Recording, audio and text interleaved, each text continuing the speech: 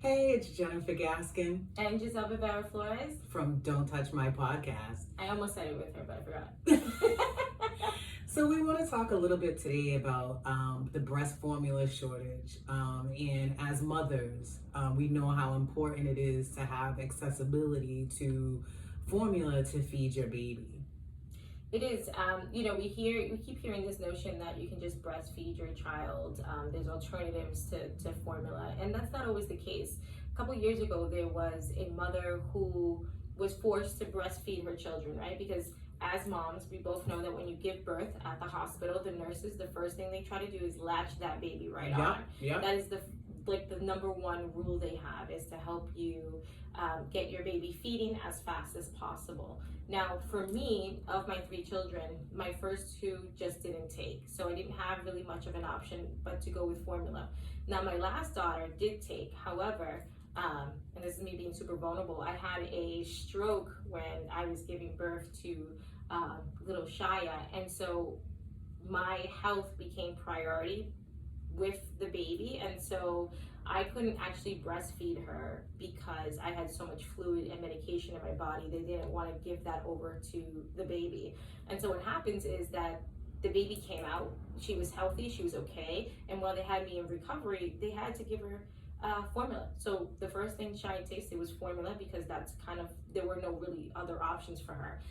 And we kind of eased into breast milk, but for the whole time, it was formula and breast milk. It was a combination. And a couple years ago, there was a story about a woman who was forced to do this, forced to breastfeed.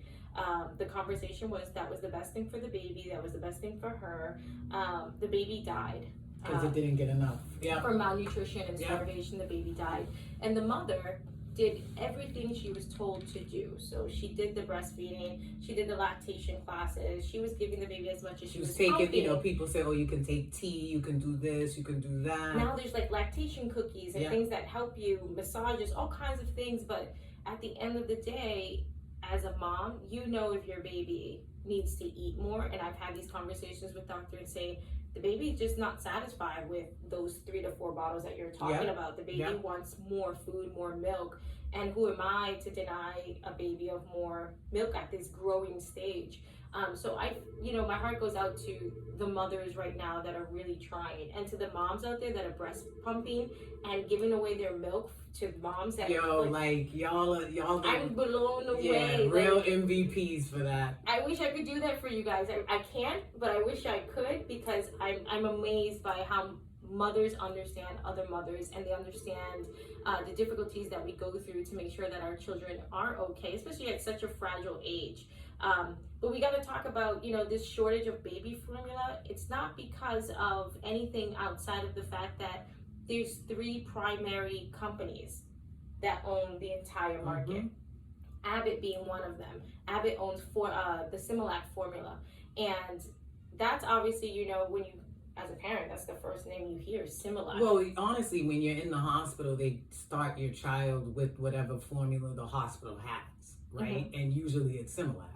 Right. Sometimes, they go back and forth. I think it's probably a contract thing, but I know at one point it was Enfamil, now it's pretty much Similac, whatever, but that's what they start your baby on when you're in the hospital. So you kind of don't get a choice in that. My 3 children, I didn't get the opportunity to breastfeed any of my children for various reasons. And my last 2 children have milk allergies. So, one of my middle son was on soy formula, and my youngest daughter was on a hypoallergenic formula, which cost me, we were talking about this, $40 or $50 for the little can. Tiny can. And they ended up prescribing it for her. So it just breaks my heart when I hear people say, oh, well, you can just breastfeed, because again, it's not something that every woman can do. And to me, it feels like another attack on women, and putting the responsibility solely on women, for things that happen that are outside of our control. Shout out to the House for passing, but we really need to hold those Republicans, the 194 Republicans who voted against it, and we need to hold them accountable. And what we do with our elected officials to hold them accountable is by voting. So I strongly encourage everyone to get out and vote in the midterm elections coming up in November, and really let people know that where you stand on these issues. And this is just very simple. This is about feeding children.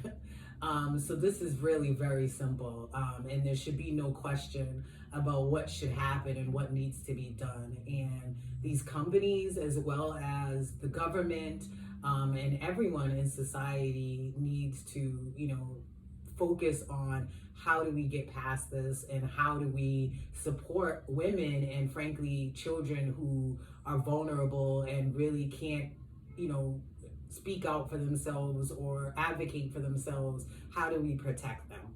Yeah, and if you have a second, we always talk about call to action at the end of our episodes. We're going to do the same thing here with our video. If you have a second, check out Robert Reich. He's a previous economist for the United States government, and the man is brilliant. I'm a big fan personally, so I'm a bit biased, but he talks about, how policies really restrict the ability for competition to exist in our economic structure. And so this is really why we experience these like shortages, right? We're experiencing a shortage in baby formula. Some of these plants weren't being held up to the standards in which they were supposed to, so they're getting shut down. We shouldn't have to force formula out or any kind of product out because we need it, even at the expense of the quality of the product. So, if you have a second, please just kind of educate yourself on the economics behind this, on why these things are happening, on why other places have it because of their leniency and what's allowed in the formula and what's not allowed in their formula. And check out Robert Reich.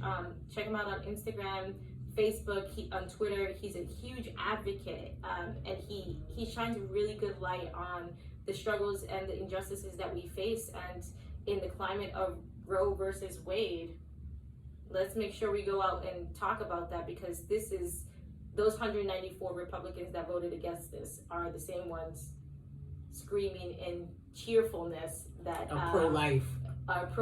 So we have to feed the children once they're born. So your continuum needs to be the same. It can't be let's have the babies, but figure out how to feed them. The continuum has to be the same. And again, similarly, call to action.